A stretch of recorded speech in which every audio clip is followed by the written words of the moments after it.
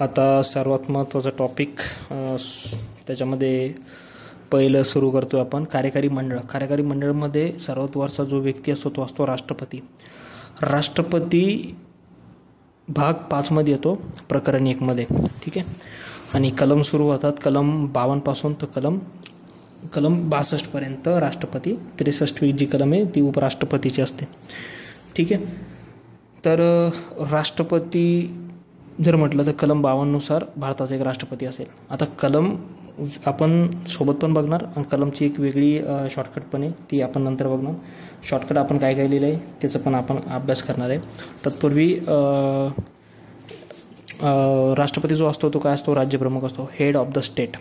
हा काय असतो, नामधारी असतो. वास्तव कार्यकारी आपला पंतप्रधान असतो. कलम 52 मध्ये दिले भारताचा एक राष्ट्रपती असेल. ठीक आहे. कलम 53 मध्ये काय दिलेलं आहे, कार्यकारी अधिकार राष्ट्रपतीकडे असेल.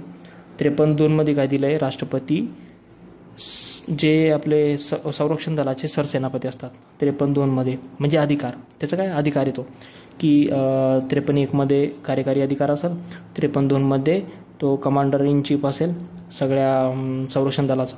ठीक आहे. त्याच्यानंतर राष्ट्रपतीची निवडणूक कशी होते. ठीक आहे. राष्ट्रपतीची निवडणूक ही अप्रत्यक्षपणे होते, म्हणजे लोकांमार्फत प्रत्यक्ष होत नाही, ती अप्रत्यक्ष होते. निवडणूक ही कलम 54 मध्ये दिलं आहे. आता कलम 52 राष्ट्रपती असतो, कलम 53 अधिकार, 53 मध्ये एक कार्यकारी अधिकार, 53(2) मध्ये काय असतं, तो असतो काय असतो, कमांडर इन चीफ. ठीक आहे. कलम 54 मध्ये काय येतं, निवडणूक. ठीक आहे.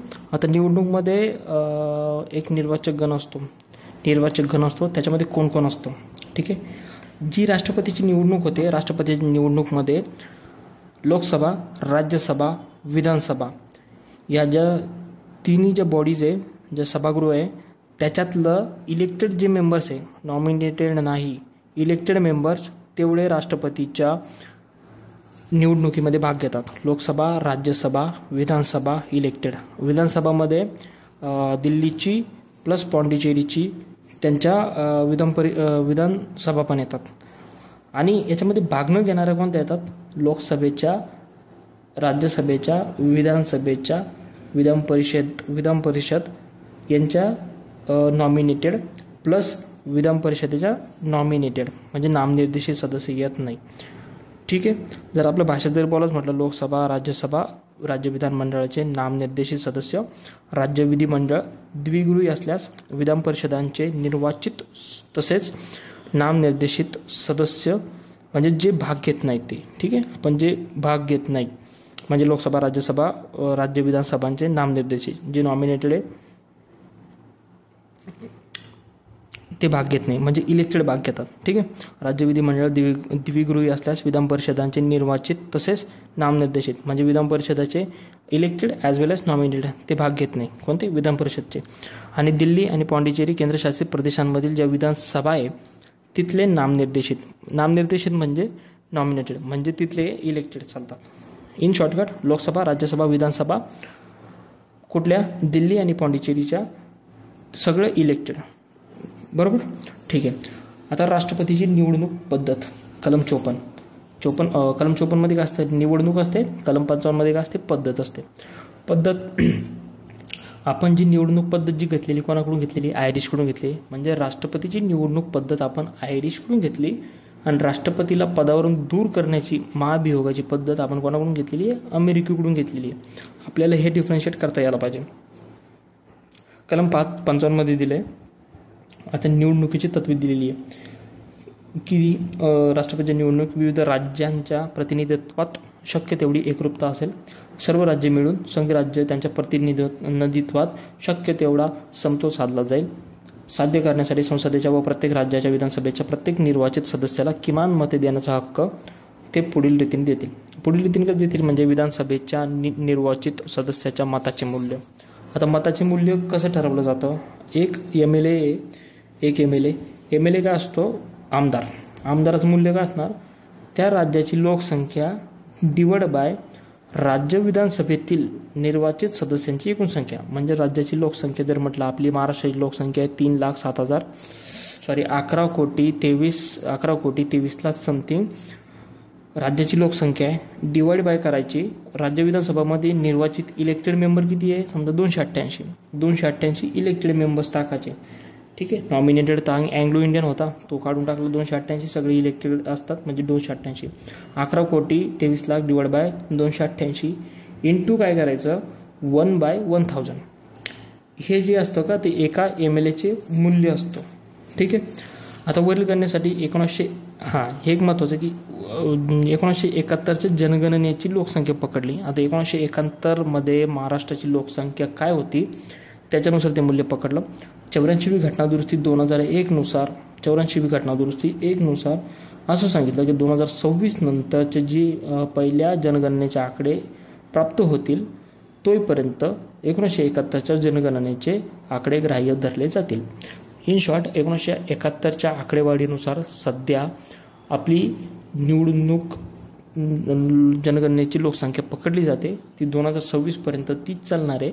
2026 नंतर जी पहिली जनगणना होईल त्याच्यानुसार त्याची काय केलं जाणार आकडेवारी जाहीर केल्या जाणार.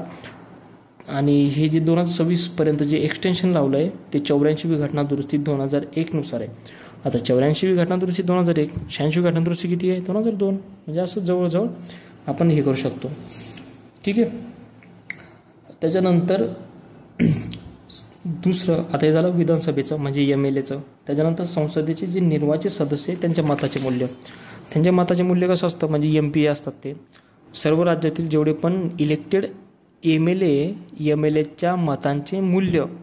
ठीक आहे. आता MLA आपले मतांचे मूल्य काढा आपण MLAच्या मतांचे मूल्य कसं काढलं होतं आपण राज्याची लोकसंख्या डिवाइड बाय तिथले विधानसभेतील जेवढे बी इलेक्टेड मेंबर त्यांची संख्या इंटू 1/1000.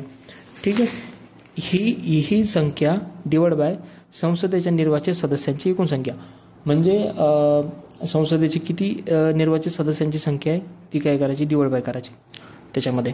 आणि एक निर्वाचित कोटानुसार काय असणार आहे निर्वाचित कोटा टाकण्यात आलेली एकूण पात्र मते डिवाइड बाय 1+1 = 2 म्हणजे असे त्याची काय असणारी एकूण पात्र मते असते. मतदानाची पद्धत राष्ट्रपतीची निवडणुकीची पद्धत ही एकल संक्रमणीय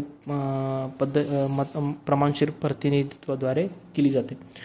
निवडणूक विवाद राष्ट्रपतीची जी निवडणूक संबंधी निर्माण झालेली शंका असेल किंवा तक्रारी असेल ती केवळ सर्वोच्च न्यायालयात लावला जातो.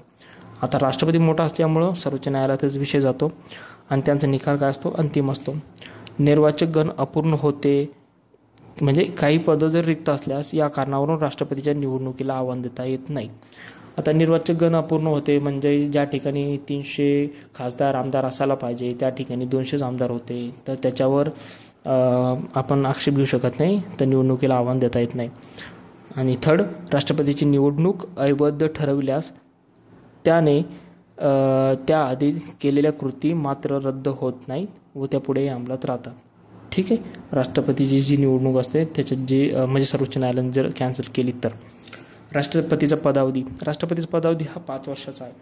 आता राष्ट्रपतीचा पदावधी आणि राष्ट्रपतीचा पदावधी हा घटनेत दिलेला आहे. त्याच्यामुळं त्यांची एक कलम दिली आहे कलम 56 नुसार. ठीक आहे. कलम 52 राष्ट्रपती, कलम 53 अधिकारमध्ये 2 अधिकार पाहिले कार्यकारी अधिकार आणि एक सरसेनापती. 54 मध्ये निवडणुकीमध्ये कोण भाग घेतं कोण भाग घेत नाही. कलम 55 पद्धत कॉलेजियम पद्धत असते म्हणजे प्रमाणशीर एकल संक्रमणीय मताद्वारे प्रमाणशीर प्रतिनिधित्व पद्धती असते. 56 पदावधी किती असतो 5 वर्षाचा पदावधी असतो. राष्ट्रपती राजीनामा उपराष्ट्रपतीला देतो, उपराष्ट्रपती राजीनामा राष्ट्रपतीला देतो. ठीक आहे. उपराष्ट्रपतीचा राजीनामा देणं म्हणजे तो सभापती असतो ना सभापतीचा त्याग करणे म्हणजे उपराष्ट्रपतीचा त्याग चालला जातो. त्याच्यानंतर त्यानं जर घटनाभंग जर केली तर त्याच्यासाठी महाभियोगाची पद्धत दिलेली आहे ती कलम 61 मध्ये दिलेली आहे. ठीक आहे. महाभियोगात कोण भाग घेतो आपण ते पुढे बघणार आहे. ठीक आहे. तर आता राष्ट्रपतीचा पदावधी जरी संपला तर त्याचा उत्तराधिकारी येईपर्यंत तो काय करतो स्वतःचे पद ग्रहण करेपर्यंत तो पदधारण चालू ठेवू शकतो. आता जोपर्यंत दुसरा राष्ट्रपतीने आला तोपर्यंत हाच बघेल ना असं. त्याच्यानंतर ते किती वेळी राष्ट्रपती पुनर्निवडणुकीसाठी किती वेळी पात्र असतात म्हणजे 57 म्हणजे आपण 56 काय बघितलं पदावधी 5 वर्ष. 57 म्हणजे पुनर्निवडणुकीस पात्रता, म्हणजे तो किती वेळी पात्र असेल. जसं अमेरिकेत 2 वेळेस पात्र असतो, इथं 2 वेळेस पात्रता नसते, इथं तो पुनर्निवडणुकीस किती वेळा पात्र असू शकतो कलम 57 नुसार. जसं राष्ट्रपती अमेरिकेचा राष्ट्रपती फक्त 2 वेळेस असतो. त्याच्यानंतर राष्ट्रपतीची अर्हता म्हणजे त्याचं क्वालिफिकेशन पाहिजे. अर्हता कलम 58 नुसार राष्ट्रपतीची अर्हता येते. अर्हतामध्ये काय असतं की राष्ट्रपती भारताचा नागरिक पाहिजे. आता आपण नागरिकत्वामध्ये बघितलं की राष्ट्रपती जो होतो आता आपल्या भारतामध्ये तो जन्माद्वारे आणि वंशाद्वारे असा होऊ शकतो, पण अमेरिकेमध्ये जन्माद्वारेच पाहिजे. ठीक आहे, त्याच्यामुळं भारतामध्ये त्याची सूट आहे तेवढी की तो जन्माद्वारे वंशाद्वारे पण चालतो, पण तो भारताचा नागरिक असावा. ठीक आहे. त्याच्यानंतर दुसरं तो 35 वर्षाची पूर्ण झालेला असावा, 35 वर्ष पूर्ण पाहिजे. लोकसभा सदस्य निवडून येण्यास तो पात्र पाहिजे. राष्ट्रपती लोकसभा निवडून येण्यास पात्र पाहिजे. उपराष्ट्रपती हा राज्यसभा सदस्य निवडून येण्यास पात्र पाहिजे. हा झाले 3. त्याच्यानंतर 4 मध्ये काय असतं की त्यानं कुठले लाभाचं पद धारण केलेलं नसावं, म्हणजे कुठल्याही कार्यरत राष्ट्रपती उपराष्ट्रपती असेल, कुठं राज्यपाल असेल किंवा राज्याचा मंत्री असेल, त्यानं ते पद धारण केलेलं नसावं. धारण केलं असेल तर ते काय होतं, कॅन्सल होऊन जातं. राष्ट्रपती पदासाठी आवेदनपत्र म्हणजे जे नॉमिनेशन असतं भरताना उमेदवारास किमान 50 सदस्यांचा पाठिंबा पाहिजे. आता हे महत्त्वाचं आहे की किती सदस्यांचा पाठिंबा पाहिजे असतो. राष्ट्रपती पदासाठी आवेदनपत्र करताना उमेदवारास 50 मतदात्यांचा पाठिंबा व इतर 50 मतदात्यांनी अनुमोदन देणे गरजेचे असते. उमेदवाराने भारतीय रिझर्व्ह बँकेमध्ये 15,000 अनामत रक्कम म्हणजे सिक्युरिटी डिपॉझिट भरणे गरजेचे असते. राष्ट्रपतीसाठी 15,000 रुपये.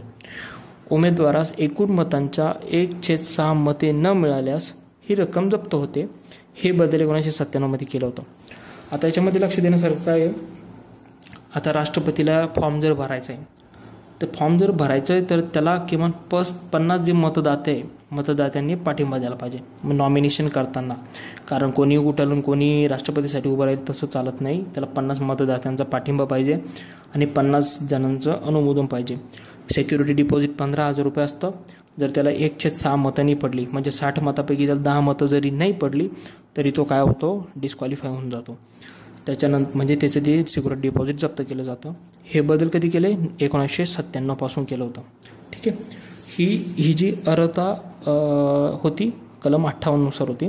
कलम 59 नुसार काय असणार, राष्ट्रपतीच्या शर्ती दिलेल्या आहे. आता आपल्याला एक महत्त्वाचा मुद्दा लक्षात ठेवण्यासारखा आहे की राष्ट्रपतीसाठी 50 जण जे असतात 50 मतदात्यांचा काय असतो, पाठिंबा लागतो. ठीक आहे. आणि आपल्याला तेच राज्यपालासाठी उपराष्ट्रपतीसाठी पण बघायचं आहे, कारण तिथं पण पाठिंबा अनुमोदन या गोष्टीची काय असते आवश्यकता लागते. तर मग ते आपल्याला ते पण आपल्याला काय करायचं आहे पुढच्या लेक्चरमध्येच बघायचंच आहे.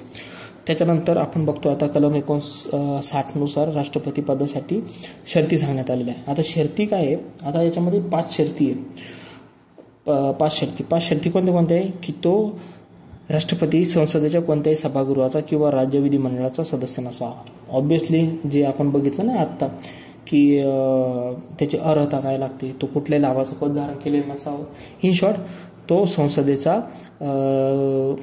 म्हणजे लोकसभा किंवा राज्यसभेचा किंवा विधानसभा किंवा विधान परिषदेचा सदस्य नसावा. तो काय ब्लँक पाहिजे माणूस, म्हणजे तो खासदार किंवा आमदार नसावा. ठीक आहे. त्याच्यानंतर राष्ट्रपती कोणतंही अन्य पद धारण केलेलं नसावं. त्याच्यानंतर राष्ट्रपती आपल्या अधिकृत निवासस्थानाचा म्हणजे राष्ट्रपती जे भवन आहे ते फुकट म्हणजे शुल्क न देता वापर करण्याचा हक्क त्यांना असेल, म्हणजे पदाच्या शर्ती त्यांच्या. आणि ही झाली 3.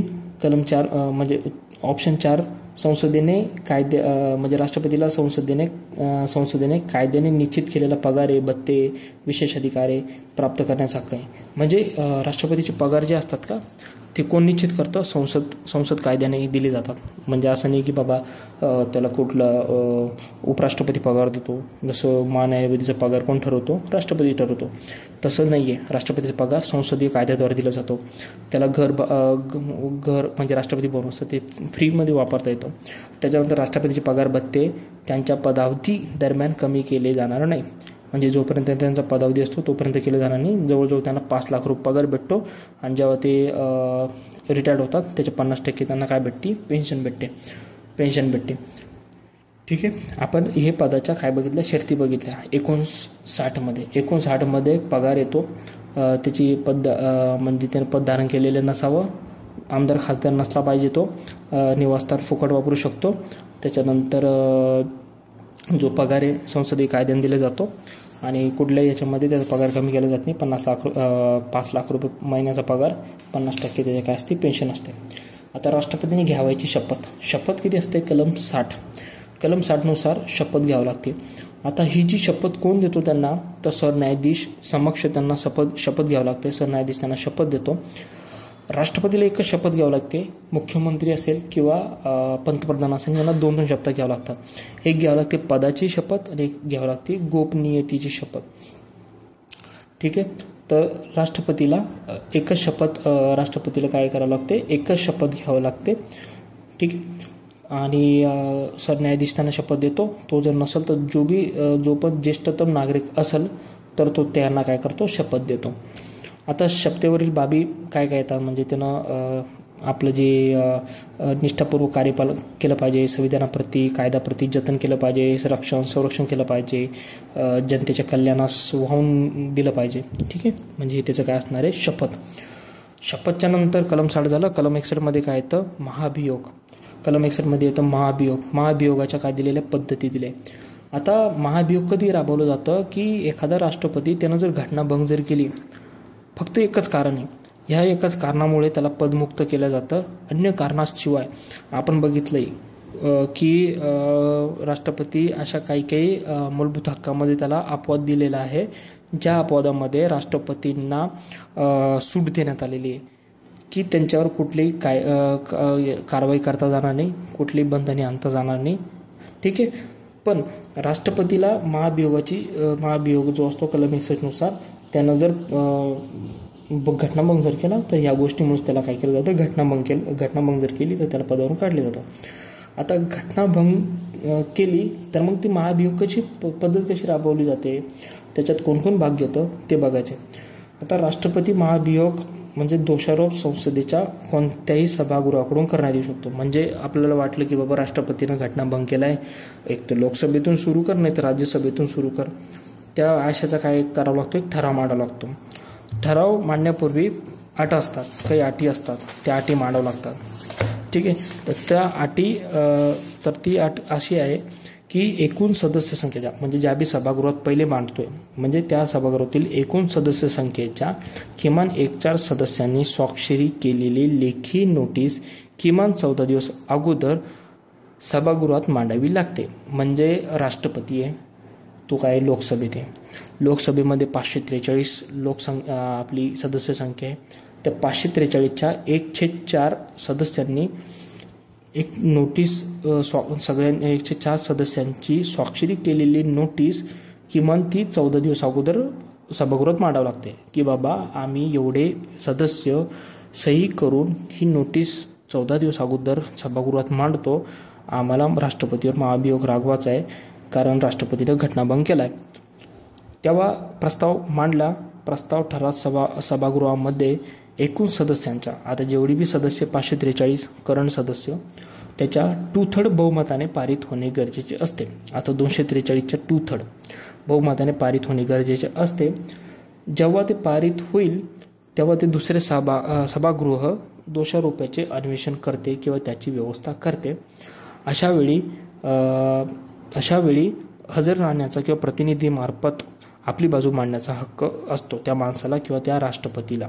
ठीक आहे. आता काय होतं, राष्ट्रपती विरुद्ध करण्यात आलेला दोषारोप जर सिद्ध झाला आहे अशी घोषणा करणारा जर ठराव एकूण सदस्य संख्येच्या 2/3 बहुमताने पारित केल्यास हा ठराव पारित झाल्याच्या दिनांकापासून व तेव्हापासून त्याच्या पदावरून दूर केले जाते. म्हणजे त्याला काय केलं जातं, त्या पदावरून दूर केले जाते. ठीक आहे. म्हणजे ज्या सभागृहात मांडलं ते तिथं 1/4 सदस्यांनी स्वाक्षरी केलेली नोटीस 14 दिवस अगोदर मांडली. तो ठराव सभागृहात मांडला. सभागृहाच्या 2/3 बहुमताने तो काय केला, पारित केला. दुसरे सभागृह त्याच्यावर दोषारोप अन्वेषण करल.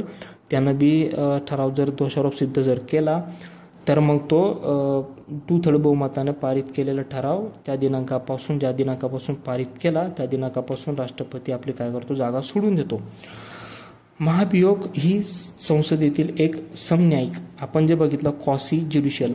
आता कॉसी कोणी म्हणलं होतं, अर्धसंघराज्य म्हणजे अर्धसंघराज्य केसिव्हियर म्हणजे त्याच्या होतं ना कॉसी फेडरल, त्याच्यातला कॉसी ज्युडिशियल हा एक शब्द म्हणजे समन्यायिक. म्हणजे महाभियोग ही संसदेतील एक समन्यायिक म्हणजे कॉसी ज्युडिशियल प्रक्रिया आहे. त्याच्यामध्ये 2 बाबी लक्षात घेणं गरजेचे आहे की संसदेच्या दोन्ही सभागृहातील म्हणजे आता याच्यामध्ये भाग कोण घेतो. ठीक आहे. लोकसभेच्या महाभियोगामध्ये कोण भाग घेतो आणि कोण भाग घेत नाही.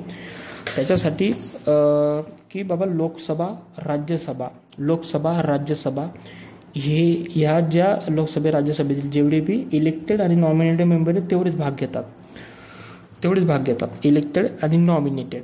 ठीक आहे. लोकसभा आणि राज्यसभा.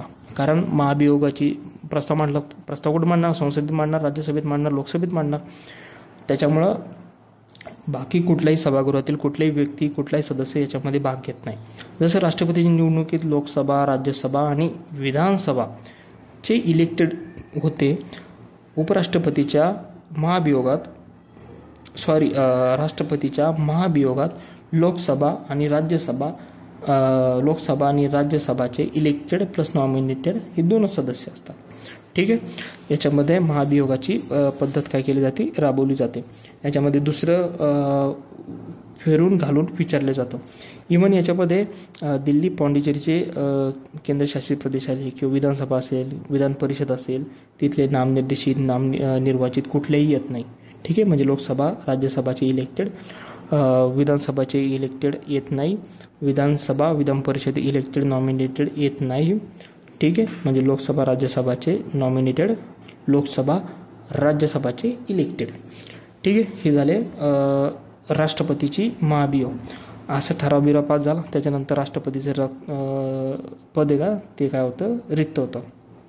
पण आतापर्यंत कुठल्याही राष्ट्रपती महाभियोग चालवला नाही आहे. ठीक आहे.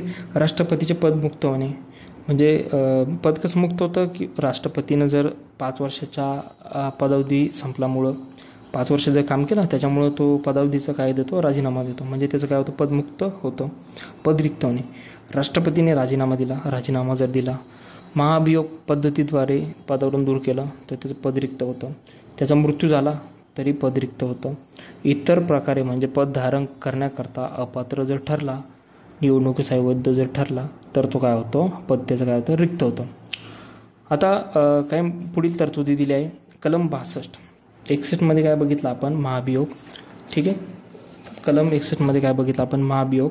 कलम 62 मध्ये काय दिलेलं आहे की मुदत दिली आहे. म्हणजे पदावधी संपल्यामुळे कलम 62 मध्ये पदावधी संपल्यामुळे राष्ट्रपती पद जर रिक्त होणार असेल तर पुढील राष्ट्रपती निवडणुकीची प्रक्रिया जुन्या राष्ट्रपतीच्या पदावधी संपण्याच्या आतच पूर्ण करण्यात यावी. म्हणजे आता द्रौपदी मुर्मू आहे, ती जर 30 जुलैला तिचे पदावधी जर संपत आहे त्याच्या अगोदरच दुसऱ्या राष्ट्रपतीची निवडणूक घेतली जाते. ठीक आहे. कोणत्याही कारणामुळे नवीन राष्ट्रपतीच्या निवडणुकीस विलंब जर झाला म्हणजे 30 जुलैच्या नंतर जर निवडणूक जर झालीच, जुना राष्ट्रपतीच नवीन राष्ट्रपती पद ग्रहण करेपर्यंत कार्यरत राहतो. म्हणजे आता 30 जुलैला पर्यंत नवीन राष्ट्रपती येणं गरजेचा असतो, पण तो गेला 15 ऑगस्टपर्यंत. 15 ऑगस्टपर्यंत द्रौपदी मुर्मूच काय करू शकते, पद कार्यरत राहू शकते. त्याच्यानंतर याच्यामध्ये कालखंडात अंतर पडू नये यासाठी तरतूद करण्यात आली आहे. या परिस्थितीत उपराष्ट्रपतीला राष्ट्रपती म्हणून कार्य करण्याची किंवा राष्ट्रपतीचे कार्य पार पाडण्याची संधी प्राप्त होत नाही. आता हा एक मेन मुद्दा आहे. आता समजा जर एखादा राष्ट्रपतीची निवडणूक झालीच नाही आहे आणि त्यावेळेस हा राष्ट्रपतीचा पदावधी संपला. बाबा हा की द्रौपदी मुर्मू 30 जुलैलाच तिचं पद संपत आहे, मग तिनं चाललं जावं आणि तोपर्यंत मग उपराष्ट्रपती बघा, नाही, दॅट इज नॉट पॉसिबल. ते बघू शकत नाही, तो बघू शकत नाही. उपराष्ट्रपती कधी बघू शकतो, जर त्याचं पद जर रिक्त झालं किंवा गैरहजर असेल राष्ट्रपती, तर तेव्हाच त्याची बघू. पण हा जो काळ आहे किंवा राष्ट्रपतीची समजा पदावधी जर संपला, तोपर्यंत दुसरा राष्ट्रपती येईपर्यंत उपराष्ट्रपती त्याची कार्य पार पडू शकत नाही. ठीक आहे, म्हणजे उपराष्ट्रपतीला राष्ट्रपती म्हणून कार्य करण्याची किंवा राष्ट्रपतीची कार्य पार पाडण्याची संधी प्राप्त होत नाही. हां, जर राजीनामा, त्याची पदच्युती, मृत्यू किंवा इतर कारणामुळे राष्ट्रपतीचे पद जर रिक्त असेल तर रिक्त पद भरण्याकरता निवडणूक पद रिक्त झाल्याच्या 6 महिन्याच्या आत घेतली पाहिजे.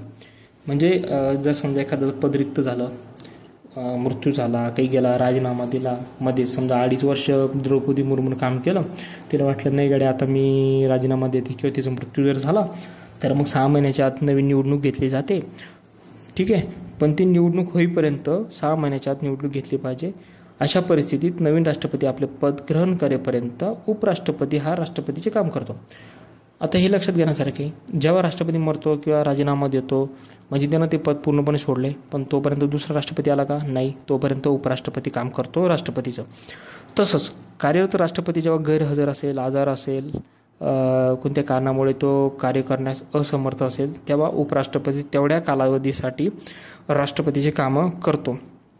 वरील पॉईंट नंबर 2, पॉईंट नंबर 3 आपण जे आता बघितले, अशा परिस्थितीमध्ये उपराष्ट्रपतींचे पद रिक्त असेल तर सरन्यायाधीश त्यांचे पद सरन्यायाधीश बघतो. त्यांचे पदही रिक्त असेल तर सर्वोच्च न्यायालयाचं उपलब्ध ज्येष्ठतम न्यायाधीश राष्ट्रपतीचे कार्य बघतो. आता हे लक्षात घेण्यासारखं आहे की राष्ट्रपतीचं पद कधी मुक्त असतो तेव्हा उपराष्ट्रपती केव्हा काम करतो. याच्या 3 केसेस आहे. आपण पहिली केस काय आहे की राष्ट्रपतीचं समजा पदावधी 5 वर्ष संपलं, 5 वर्षाच्या नंतर त्याच्या अगोदरच त्याची निवडणूक व्हायला पाहिजे, नवीन राष्ट्रपती यायला पाहिजे. पण तसं जर नाही झालं, थोडा लेट जर झाला, तोपर्यंत जो राष्ट्रपती आहे तोच काम चालू ठेवतो, त्याच्या जागी उपराष्ट्रपती येत नाही. कंडिशन 1. कंडिशन 2मध्ये काय असणार आहे, राष्ट्रपतीचा मृत्यू झाला, राजीनामा दिला, त्याच्यामुळं कुठल्याही कारणामुळं जर त्याचं जर पद रिक्त जर झालं तर त्याची जी निवडणूक असते ती 6 महिन्याच्या आतच करावं लागते. जर शेवटची जर 6 महिने लागू असेल तर निवडणूक करायची गरज नाही, तोपर्यंत उपराष्ट्रपतीच राष्ट्रपतीचे काम करतो. पण समजा 2.5 वर्ष समजा एखाद्यानं समजा 3 वर्ष एखाद्या राष्ट्रपतीने काम केलं, 3 वर्ष झाल्यानंतर त्यानं राजीनामा दिला, मृत्यू जर झाला, काही जर झालं, तर 6 महिन्यापर्यंतच्या आत त्याची निवडणूक केली जाते, तोपर्यंत उपराष्ट्रपती काम करतो. कंडिशन नंबर 3मध्ये तो समजा राष्ट्रपती गैरहजर असेल, आजारी असेल, कुठले काम करण्यास तो असमर्थ असेल, तेव्हा उपराष्ट्रपती काम करतो.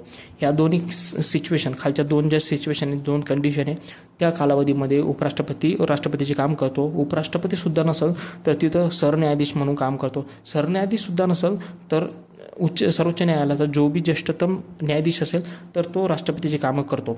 सेम राज्यपालासाठी आहे. राज्यपाल नसेल तर राज्यपालाच्या जागी उच्च न्यायालयातील मुख्य न्यायाधीश काम करतो.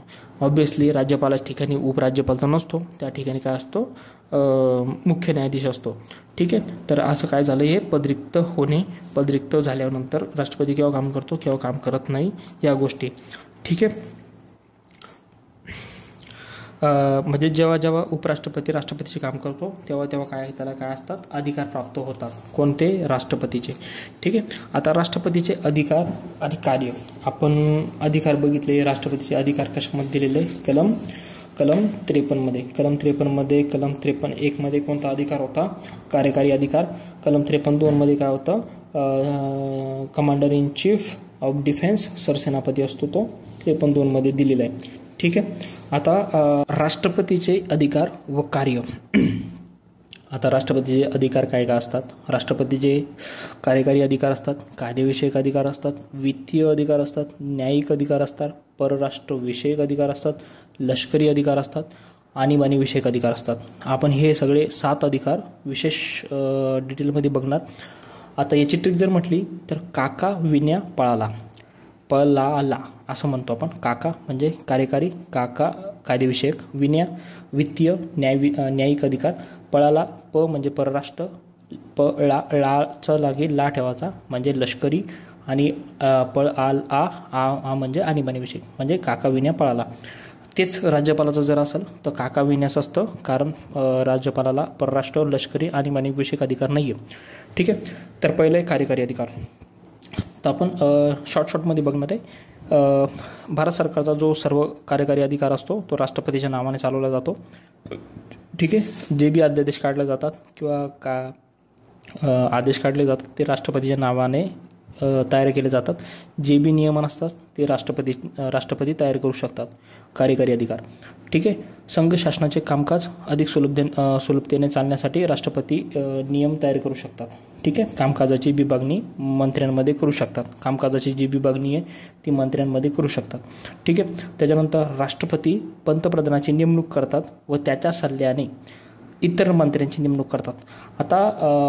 आता जी पंतप्रधानांचा सल्ला हा राष्ट्रपतीवर काय केलेला आहे, बंधनकारक केलेला आहे. पण तीच प्रोव्हिजन राज्यपालाला नाही आहे. पण राज्यपालाला मुख्यमंत्र्यांचं ऐकणं बंधनकारक असतं. पण म्हणजे सल्ला मानावा लागतो. पण जे बंधनकारक आहे ते राष्ट्रपतीसाठी अधिक आहे. म्हणजे राष्ट्रपती पंतप्रधानाची नेमणूक करतात, त्याच्या सल्ल्यानं इतर मंत्र्यांची नेमणूक करतात. राष्ट्रपती महान्यायवादीची पण नेमणूक करतात, त्याचा पगार ठरवतात, त्याचे भत्ते ठरवतात. ठीक आहे. म्हणजे महान्यायवादी हे पद राष्ट्रपतीच्या मर्जीने धारण करतात. महान्यायवादी हा एकमेव पद आहे जे राष्ट्रपतीच्या मर्जीने धारण करतात. किंवा राष्ट्रपती म्हणजे त्या पदावरून काढतो किंवा त्याचे पगार भत्ते ठरवतो. तसं बाकीचे कुठल्याही याच्यासाठी होत नाही. म्हणजे हे त्याच्या मर्जीने धारण करतात. बाकीचे कुठलेही अधिकारी किंवा कुठलाही व्यक्ती राष्ट्रपतीच्या मर्जीने धारण करत नाही. राष्ट्रपती उच्च पदस्थांची नेमणूक करतात. जसं भारताचं महालेखापाल CAG म्हणतो आपण त्याला, मुख्य निवडणूक आयुक्त आहे, इतर निवडणूक आयुक्त आहे, संघ लोकसेवा आयोगाचे अध्यक्ष आहे म्हणजे UPSCचे अध्यक्ष आहे, त्याचे सदस्य आहे, राज्याचे राज्यपाल आहे, राज्याच्या राज्यपालची पण नेमणूक राष्ट्रपती करतो, वित्त आयोगाचे अध्यक्ष आहे, सदस्य आहे. म्हणजे जी नॅशनल लेवलचे जे अधिकारी आहे मोठे मुख्य म्हणजे निवडणूक अधिकारी आहे, UPSCचा अधिकारी आहे किंवा वित्त अधिकारी आहे, अध्यक्ष सदस्य, त्यांची काय करतो, नेमणूक करतो. राष्ट्रपती पंतप्रधानाकडून केंद्र शासनाच्या कामकाजाच्या प्रशासनाबाबत कोणतीही माहिती मागवू शकतो. मागणी करू शकतो. राष्ट्रपती पंतप्रधानाला एखाद्या मंत्र्याने एकट्याने घेतलेला कोणताही निर्णय मंत्रिमंडळासमोर विचारार्थ ठेवण्यास बाबत भाग पडू शकतो. किंवा आता आपण म्हणू शकतो की मोदी गव्हर्नमेंटमध्ये नितीन गडकरींनी काहीतरी ठराव टाकला तर राष्ट्रपती काय करू शकतो की पंतप्रधानाला सांगू शकतो की बाबा एखाद्या मंत्र्यानं जर निर्णय घेतला तर तो काय करायचा, त्याने मंत्रिमंडळासमोर काय विचारार्थी ठेवायचा. त्याच्यानंतर राष्ट्रपती अनुसूचित जाती, अनुसूचित जमाती किंवा इतर मागासवर्गीय यांच्या परिस्थितीची चौकशी करण्यासाठी आयोगाची नेमणूक करू शकतो. ठीक आहे. आयोगाची नेमणूक करू शकतो. त्याच्यानंतर आंतरराज्य ज्या बी परिषदा असतात त्यांची जे बी परिषदेची काय करतात, नियुक्ती करतात. त्याच्यानंतर राष्ट्रपती त्यांनी नेमणूक केलेल्या प्रशासकांच्या सहाय्याने केंद्रशासित प्रदेशांचे प्रत्यक्ष प्रशासन करतात. आता राष्ट्रपती केंद्रशासित प्रदेशांचे काय करतात, प्रशासन म्हणजे तिथं केंद्रशासित प्रदेशावर कोण असतो, गव्हर्नर जनरल. तर तो काय करतो गव्हर्नर जनरलनी लेफ्टनंट गव्हर्नर असतो, तो काय करतो, केंद्रशासित प्रदेशांची प्रशासन करतो. त्याच्यानंतर कोणताही जो प्रदेश आहे अनुसूचित क्षेत्र म्हणून घोषित करू शकतात. अनुसूचित क्षेत्र, आदिवासी क्षेत्र यांच्या प्रशासनाबाबत अधिकार राष्ट्रपतीला प्राप्त आहे. हे जे आपण अधिकार बघितले ते कोणते अधिकार होते, कार्यकारी अधिकार. त्याच्यानंतर कायदेविषयक अधिकार म्हणजे कोणते लेजिस्लेटिव्ह कायदेविषयक अधिकार आहे म्हणजे कायद्याविषयीचे. तसं राष्ट्रपती हा संसदेचा काय असतो, अविभाज्य घटक असतो. ठीक आहे. आणि जे कायदेविषय अविभाज्य घटक असल्यामुळे तो काय करतो, संसदेचं अधिवेशन बोलवणं, त्याचं सत्र समाप्ती करणं हे राष्ट्रपतींचा काय असतो, अधिकार असतो. तसं पंतप्रधानांच्या सल्ल्यानुसार लोकसभा विसर्जित करण्याचा अधिकार राष्ट्रपतींना आहे. राष्ट्रपती काय करतो, लोकसभा विसर्जित करू शकतो पंतप्रधानांच्या सल्ल्यानं. लोकसभा विसर्जित करणं म्हणजे काय असतं ते, तिथलं जे मंत्रिमंडळ आहे ते काय होतं, विसर्जित होतं. ठीक आहे. लोकसभा विसर्जित करणं. ठीक आहे. त्याच्यानंतर संसदेच्या दोन्ही सभागृहांची संयुक्त बैठक जी जॉईंट सिटिंग असते कलम 108 नुसार जी घटनादुरुस्तीसाठी नाही आहे, घटनादुरुस्तीसाठी जॉईंट सिटिंगची प्रोव्हिजन नाही आहे. पण बाकीच्या जे बी ज्या बी विधेयक मांडले असते, ज्यावेळेस लोकसभा राज्यसभा या दोघांमध्ये एखादी वाद किंवा एखादा विवाद निर्माण होतो, त्यावेळेस त्याच्यासाठी सभागृहांची संयुक्त बैठक केलेली असते. त्याची बोलवणी करतो आणि त्याच्या अध्यक्षस्थानी कोण असतो? राष्ट्रपती असतो. ठीक आहे. त्याच्या अध्यक्षस्थानी त्या जॉईंट सिटिंगच्या अध्यक्षस्थानी कोण असतो? लोकसभेचा अध्यक्ष असतो. एवढं लक्षात ठेवायचं, कन्फ्युजन नाही होऊ द्यायचं. राष्ट्रपती संयुक्त बैठक म्हणजे जॉईंट सिटिंग बोलवतो, म्हणजे बोलवण्याचा अधिकार राष्ट्रपतीला, पण त्याचा अध्यक्ष स्थान भूषवण्याचा अधिकार लोकसभेचा अध्यक्ष म्हणजे ओम बिर्ला असेल त्याला असतो. ठीक आहे. जेव्हा सार्वत्रिक निवडणुका होतात तेव्हा जे पहिले अधिवेशन होते, सुरुवातीला राष्ट्रपती संसदेसमोर काय करतात? अभिभाषण करतात. म्हणजे जेव्हा पहिली निवडणूक होते, पहिलं जे अभिभाषण असतं तिथं राष्ट्रपती काय करतो? अभिभाषण करतो किंवा भाषण देतो किंवा त्याला संबोधन करतो. ठीक आहे. संसदेच्या पहिल्या अधिवेशनाची सुरुवात राष्ट्रपतींच्या अभिभाषणानेच केली जाते.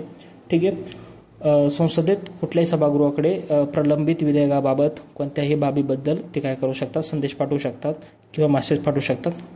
ठीक आहे. संसदेच्या सभागृहांकडे संसदेत प्रलंबित असलेले विधेयक, ठीक आहे, त्याच्याबाबत कायदेविषयक म्हणजे जे बी कायदेविषयक म्हटलं, लोकसभा, राज्यसभा आणि संसद याच्या भोवतीच जे फिरतं ते म्हणजे कायदेविषयक अधिकार, शॉर्टकट ट्री. त्याच्यानंतर राष्ट्रपती, लोकसभेचे अध्यक्ष, उपाध्यक्ष यांची दोघांची पदे रिक्त झाल्यास लोकसभेचे कामकाज चालवण्यासाठी सभागृहातील कोणत्याही सदस्यात अध्यक्ष म्हणून नेमू शकतात. तसेच राज्यसभेचे सभापती, उपसभापती या दोघांची पदे जर रिक्त असल्यास तर त्या सभागृहासाठी सभापतीची नेमणूक करू शकतात. आता हे एक लक्षात घेण्यासारखं आहे की जेव्हा लोकसभेचे अध्यक्ष किंवा उपाध्यक्ष, राज्यसभेचे सभापती किंवा उपसभापती यांचं पद जर रिक्त असेल, ठीक आहे, यांचं पद जर रिक्त असेल तर राष्ट्रपती त्या ठिकाणी त्या अध्यक्ष, उपाध्यक्ष किंवा सभापती, उपसभापतीची काय करतात? नेमणूक करतात. पद रिक्त असेल तर. जर ते गैरहजर असेल तर त्यांच्यापैकीच एक अध्यक्ष बनतो किंवा जेव्हा नवीन मंत्रिमंडळ तयार होतं त्यावेळेस पहिली जी सभा होते त्याच्यात काय होतं? अध्यक्षाची नेमणूक केली जाते. फक्त राष्ट्रपतीचा रोल कुठे येतो? पद रिक्त झाल्यावर. ठीक आहे. हे कन्फ्युजन न होऊ द्यायचं. याची डिटेल आपण कुठं बघणार आहे? जेव्हा संसदेचा भाग येईल त्यावेळेस. त्याच्यानंतर राज्यसभेवर तो काय करतो? नॉमिनेट करतो 12 सदस्य राज्यसभेवर. ठीक आहे. 12 सदस्य राज्यसभेवर, लोकसभेवर नाही. लोकसभेवर तो 2 सदस्य नॉमिनेट करायचा. अँग्लो इंडियन 2020 घटनादुरुस्तीनुसार तो काय केलेला आहे? घटनादुरुस्ती 104 नुसार काय केलेलं आहे? त्याला काय केलेलं आहे? डिस्क्वालिफाय करून टाकलं आहे. ती घटनादुरुस्ती रद्द केलेली आहे. म्हणजे राज्यघटनेवर तो साहित्य, विज्ञान, कला, सामाजिक सेवा म्हणजे क्लास म्हणतो आपण त्याला, CLAS. सी म्हणजे काय असतं? सी म्हणजे सी एक असतो साहित्य, लिटरेचर. ए म्हणजे आर्ट असतं. एस म्हणजे काय असतं? स्पोर्ट्स, कला. त्याच्यानंतर सामाजिक सेवा, सोशल सर्व्हिस असते. आणि साहित्य, लिटरेचरमध्ये याच्यामध्ये 12 सदस्यांची नॉमिनेट करू शकतो. अँग्लो इंडियनचे 2 सदस्य होते पण ते काय केले? रद्द केले. 8वा याच्यामध्ये काय असतो? संसद सदस्याच्या अपात्र जे असतात 10वी घटनादुरुस्ती त्याच्याबद्दल तो काय करू शकतो? आयोगाच्या सल्ल्याने, निवडणूक आयोगाच्या सल्ल्याने निर्णय देतात. एखादा जर समजा सदस्य अपात्र असेल तर त्याच्याविषयीची जो निर्णय असतो तो काय करतो? निवडणूक आयोगाच्या सल्ल्याने तो निर्णय देतो. काही प्रकारची विधेयक संसदेत मांडण्यासाठी राष्ट्रपतीची पूर्वसंमतीची आवश्यकता असते. जसं घटनादुरुस्तीसाठी राष्ट्रपतीची पूर्वसंमतीची गरज नसते. धनविधेयकासाठी पूर्वसंमती घेऊनच त्याची काय केली जाते? हे केली जाते, धनविधेयक मांडलं जातं. म्हणजे हे एक्सेप्शनल. त्याच्यानंतर कोणतेही विधेयक राष्ट्रपतीच्या संमतीशिवाय कायद्यात रूपांतरित होत नाही. जोपर्यंत राष्ट्रपतीची संमती होत नाही तोपर्यंत ते कायद्यात निर्मित होत नाही. आता राष्ट्रपतीचं काय असतं? एक तर ते विधेयकाला संमती देऊ शकतात, विधेयकाला संमती रोखून ठेवू शकतात किंवा ते विधेयक संसदेच्या पुनर्विचारार्थ पाठवू शकतात. ठीक आहे. म्हणजे राष्ट्रपतीला 3 अधिकार असतात. एक तर तो संमती देईल विधेयकाला, नाहीतर तो काय करेल? संमती रोखून ठेवल, नाहीतर तो काय करतो? तो पुनर्विचारार्थ पाठवल. आत्ताच आपण बघितलं घटनादुरुस्तीमध्ये तो पुनर्विचारार्थ पाठवू शकत नाही ना, तो रोखून ठेवू शकतो. त्याला ते घटना दुरुस्तीचं जे विधेयक आहे त्याला अप्रुव्हल, त्याला त्याची संमती रोखून शोधणे, त्याला तो काय करू शकतो, त्याला ते बंधनकारक आहे. ठीक आहे, त्याला संमती देणं काय असतं, त्याला बंधनकारक आहे. ठीक आहे, तसं म्हणजे धनविधेयक जर म्हटलं ते राष्ट्रपतीच्या काय असतं, पूर्वसंमतीनंच मांडण्यात आलेलं असतं. ठीक आहे, राज्य विधिमंडळाचे आता राज्य विधिमंडळ तसंच सेम कसं असतं, जेव्हा राज्याच्या विधिमंडळानं जर एखादा कायदा पास केला, जर राज्यपालानं तो जर अधिनियम किंवा जो विधेयक आहे ना राष्ट्रपतीच्या पुनर्विचारार्थ जर ठेवला, तर राष्ट्रपती तिथं बी 3 निर्णय देतो. एक तर तो रोखून देऊ शकतो, त्याला तो वापस पाठवू शकतो पुनर्विचारार्थ, नाही तर त्याला काय करतो, संमती देऊ शकतो. म्हणजे हे काय असतात त्याच्यावर ही त्याची कामं असतात.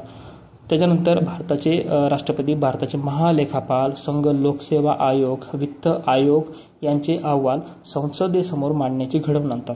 हे काय असणार आहे, कायदेसमोर म्हणजे संसद रिलेटेड जेवढे बी टॉपिक आहे, लोकसभा म्हणजे संसदेसमोर आणणं, संसदेत अभिभाषण करणं, लोकसभा राज्यसभेच्या अध्यक्षांची निवड करणं, म्हणजे पदरिक्त असेल तर त्यांना नेमणूक करणं, त्याच्यानंतर पंतप्रधानांच्या सल्ल्यानुसार पंतप्रधानांच्या सल्ल्यानुसार ते काय करतात, लोकसभा विसर्जित करतात, संसदेचे अधिवेशन बोलवतात, सत्र समाप्ती करतात. हे काय असतात त्यांचे अधिकार असतात. कलम 240 अन्वये केंद्रशासित प्रदेशांमध्ये शांतता वगैरे टिकवणं याचा अधिकार राष्ट्रपतीला आहे. ठीक आहे, हे सगळे जे अधिकार आहे टोटल 14 जवळजवळ 14 एक अधिकार ते काय असणारे कायदेविषयक अधिकार राष्ट्रपतीचे. त्याच्यानंतर वित्तीय अधिकार असतात जवळजवळ 5. त्याच्यामध्ये काय असतात, जे अर्थविधेयक असतं ते राष्ट्रपतीच्या पूर्वसंमतीनेच लोकसभेत सादर केलं जातं.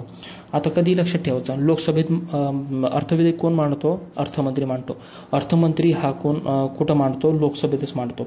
म्हणजे अर्थविधेयक केवळ राष्ट्रपतीच्या पूर्वसंमतीने लोकसभेत सादर केले जाते. आता एवढं ठेवायचं लक्षात की अर्थविधेयक कधी पण लोकसभेतच मांडलं जातं, ते राज्यसभेत मांडलं जात नाही, भले राज्यसभेत त्याच्यावर चर्चा केली जाते.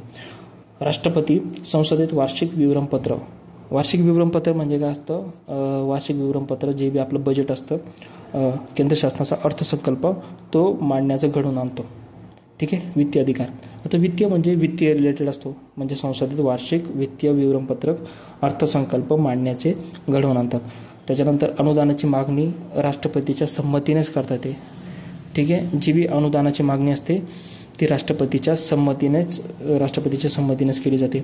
अचानक एखादा खर्च उद्भवला तर आकस्मिक निधीतून जो खर्च काढायचा आहे त्याची खर्च करण्यासाठी राष्ट्रपती त्याला राशीची काय करते, तरतूद देते.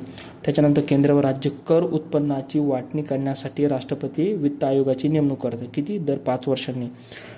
ठीक आहे, तर त्याचा अधिकार कोणाला असतो, राष्ट्रपतीला असतो. म्हणजे वित्तीय रिलेटेड म्हणजे काय असतं की एक अर्थविधेयक राष्ट्रपतीची पूर्वसंमतीने मांडायचं, विवरणपत्र तो संसदेसमोर मांडण्याचं घडवून आणतो. अनुदानाची मागणी राष्ट्रपतीच्या संमतीनेच करता येते. त्याच्यानंतर आकस्मिक निधी उपलब्ध राष्ट्रपती करून देतो.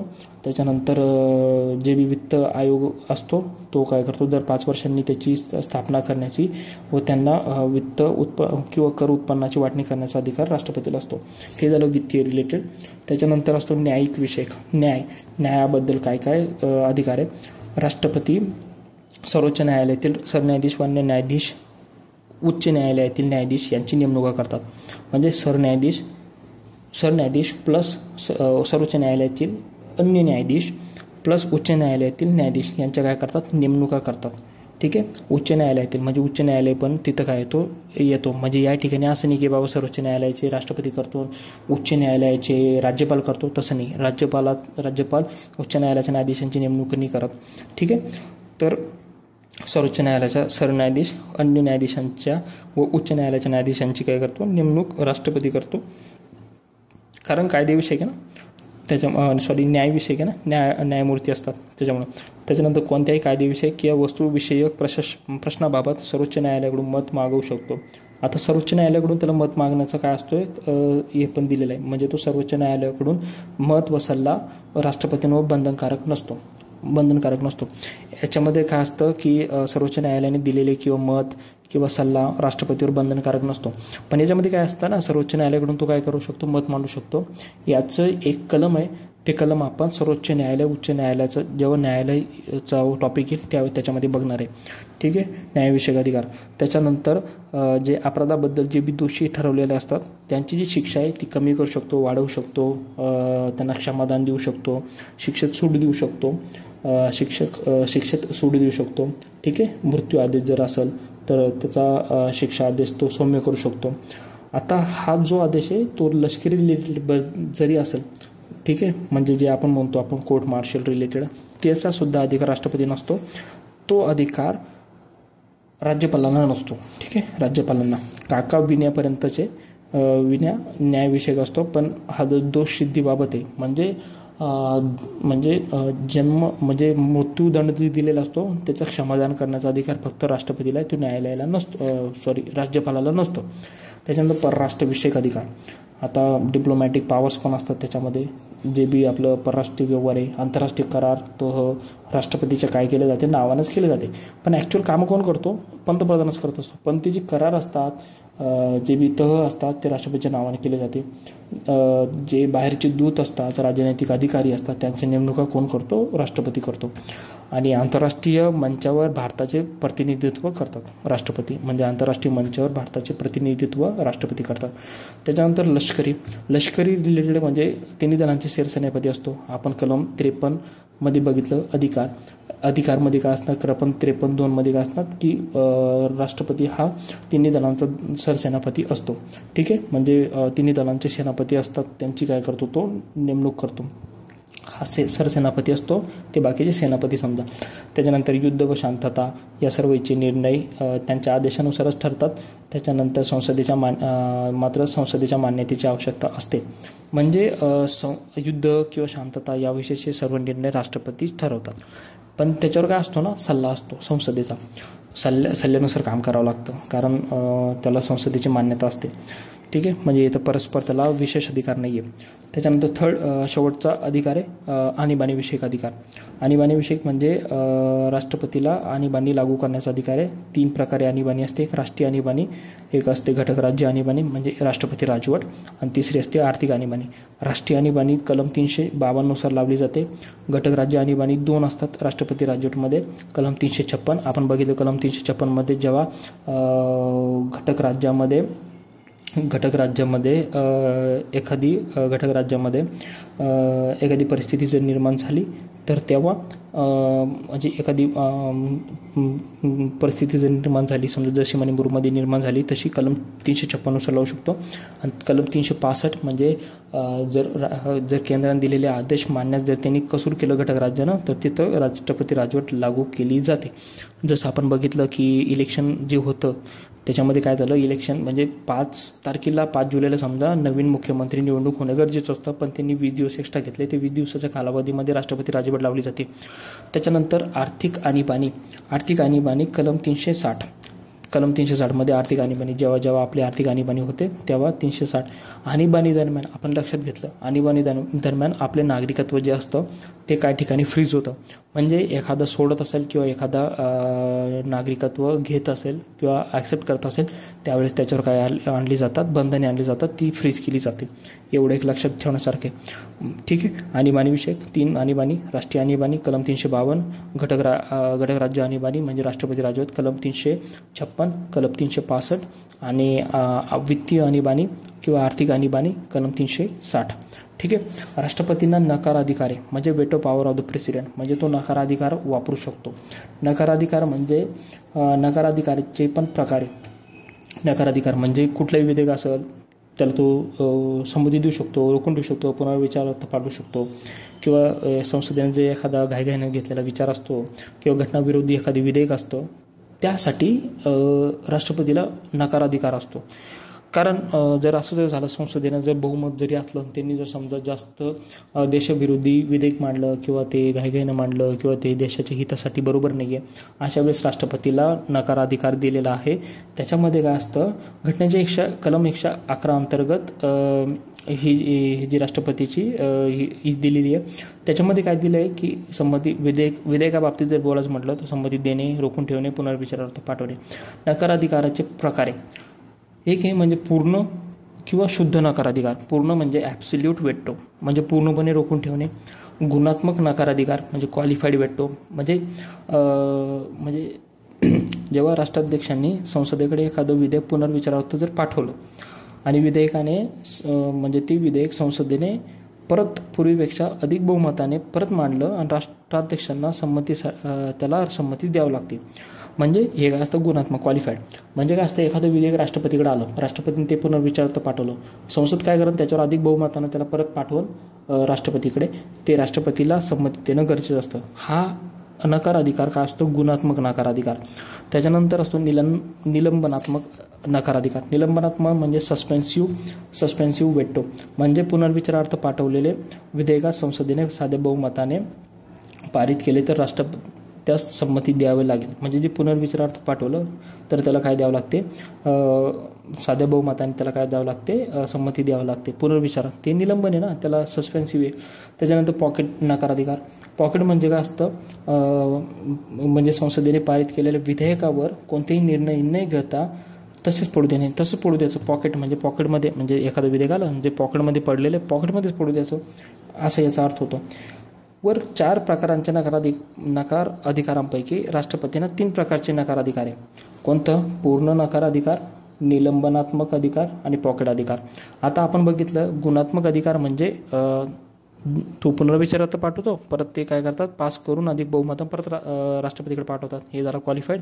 निलंबनात्मक तसंच आहे, पुनर्विचारार्थ पाठवलं त्याला साध्या बहुमताने जर त्याला पारित केलं तर राष्ट्रपतीला काय करावं लागतं, त्याला मान्य करावं लागतं, संमत द्यावं लागते. म्हणजे ते एकूण एकच झालं. त्याच्यामुळं नकार अधिकारांचे राष्ट्रपतींचे प्रकार किती ठेवलेले 3. पूर्ण नकार अधिकार ॲब्सोल्यूट वेटो, एक आहे निलंबनात्मक नकार अधिकार सस्पेन्सिव्ह वेटो आणि तिसरं आहे पॉकेट नकार अधिकार म्हणजे पॉकेटमध्ये तसंच पडू देणं.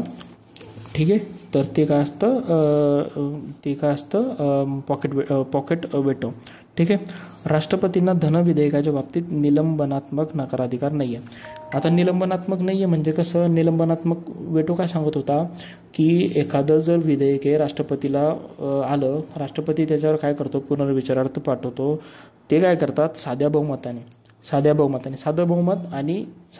पास झालं म्हणजे त्याला संमती द्यावं लागते आणि त्यानं जर बहुमतानं जरी केलं तरी तरी संमती द्यावं लागते. म्हणजे जी खालची लेवल आहे ती मान्य करत असेल तर वरच्या लेवलला तो ऑब्व्हियसली मान्य करत. याच्यासाठी जे आपला जो नियम होता क्वालिफाईड नकार अधिकार जो होता तो काय केला, रद्द केला. त्याच्यामुळे राष्ट्रपतींना काय केलं 3च वेटो ठेवले होते.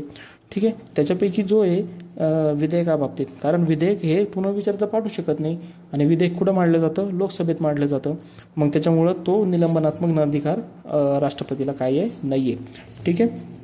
घटनादुरुस्तीबाबत विधेयकाबाबत नकार अधिकार म्हणजे घटनादुरुस्तीबाबत विधेयकात नकार अधिकार प्राप्त नाही आहे. बरोबर. आपण घटनादुरुस्तीमध्ये काय बघितलं की घटनादुरुस्ती जर झाली तर त्याच्यानंतर दोन्ही सभागृहात जर ते विशेष बहुमताने जर मांडल्या गेलं तर पुढं ते राष्ट्रपतीला देणं बंधनकारक असतं. म्हणजे त्याला संमती देणं बंधनकारक असतं. म्हणजे तो पुनर्विचारार्थ पाठवू शकतो का नाही, त्याचा स्टे आणू शकतो का नाही, त्याला तसंच पडू ठेवू शकतो का. पडू देणं म्हणजे पॉकेट भेटतो, पॉकेटमध्येच ठेवू द्यायचं त्याला नाही, ते देणं बंधनकारक असतं. म्हणजे याच्यातून काय दिलेली त्याला सूट दिलेली आहे. ठीक आहे. आणि ती कशातून सूट दिली आहे, 24वी घटनादुरुस्ती 1971. आपण घटनादुरुस्तीमध्ये बघितलं की 24व्या घटनादुरुस्ती 1971 राष्ट्रपतीवर घटनादुरुस्ती विधेयकास मान्यता देण्याचे बंधन घालण्यात आलेले आहे. ठीक आहे, घटनादुरुस्तीच्या बाबतीत. त्याच्यानंतर राज्य विधेयक असतात, सेम तसंच असतं राज्य विधेयकाबाबतीत पण. त्याच्यानंतर राष्ट्रपतीचा अध्यादेश असतो, एक वट हुकूम असतो, तो जारी करण्याचा अधिकार आहे. आता वट हुकूम जारी करण्याचा अधिकार कशामध्ये दिलेला आहे, कलम 123मध्ये दिलेला आहे. कलम 123मध्ये राष्ट्रपतीला काय असतो, अध्यादेश वट हुकूम. आता वट हुकूम कधी देतो, ज्या वेळेस संसदेचा विराम काळ येतो त्यावेळेस अध्यादेश काढू शकतो. म्हणजे संसदेचं जर अधिवेशन जर चालू आहे, दोन्ही सभागृहाचे अधिवेशन जर चालू आहे त्यावेळेस त्याला अध्यादेश काढता येत नाही. ज्यावेळेस संसदेचा विराम काळ चालू आहे त्यावेळेस त्याला विशेष अधिकार दिला आहे की तो काय करू शकतो, वट हुकूम अध्यादेश काढू शकतो. अध्यादेश जारी करण्याचा अधिकार राष्ट्रपतीचा सर्वात महत्त्वाचा अधिकार आहे. आता तो काय करतो, अचानक उद्भवलेल्या परिस्थितीबाबत निर्णय घेता येण्यासाठी हा अधिकाराचा वापर केला जातो. मात्र राष्ट्रपतीच्या अधिकाराबाबत पुढील 4 मर्यादा आहे. पुढील 4 मर्यादा काय आहे, 4 मर्यादा. एक की बाबा संसदेच्या विरामकाळातच काढता येतो. जेव्हा दोन्ही सभागृह अधिवेशनात नसतात तेव्हा त्याला काय असतो, अधिकार असतो. केवळ एकाच सभागृहाचे जर अधिवेशन चालू असल्यास राष्ट्रपतींना अध्यादेश काढता येतो. आता समजा लोकसभेचं अधिवेशन चालू आहे, राज्यसभेचं नाही आहे, तर मग तो काय करू शकतो, अध्यादेश काढू शकतो.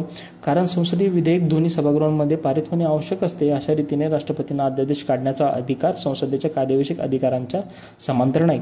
म्हणजे केवळ एका सभागृहाचे अधिवेशन चालू असताना राष्ट्रपतींना अध्यादेश काढता येतो. दोन्ही सभागृहाचे अधिवेशन चालू असताना त्याला काढता येत नाही. संसदेच्या विराम काळात त्याला काढता येतो.